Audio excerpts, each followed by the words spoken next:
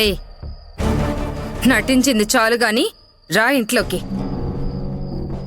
ఆ చూపేంటే నీ మీద జాలితో నా తమ్ముడి కాళ్ళ వేళ్ల పడి నువ్వు ఇంట్లోకి రావడానికి పర్మిషన్ తీసుకున్నాను.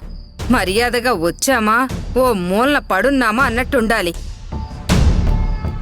కాదు నేను మళ్ళీ అధికారం చలాయిస్తానని నోరు లేచిందో ఈసారి గేటు దగ్గర కూడా నీకు స్థానం దక్కదు. జాగ్రత్త, రా.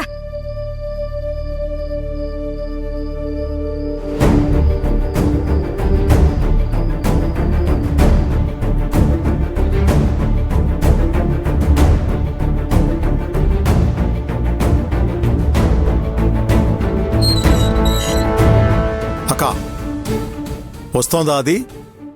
వస్తోంది. వెళ్ళి నీ భార్యని ఎంతో మర్యాదగా పిలిచాను తమ్ముడు. కాని నా వైపు మింగేసేలా చూసింది తెలుసా? పిలిచాక రాకుండా ఉంటుందా అని నేను వచ్చేశాను.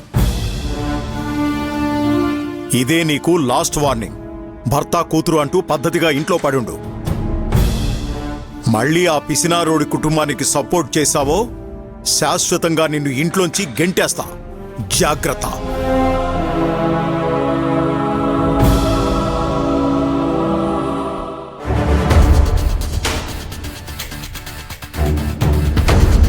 ఇల్లలగ్గానే పండగ కాదు, మూడు ముళ్ళు పడగ్గానే కాపురము కాదు. కలిసి బ్రతకాలి. నేను బ్రతకనివ్వను.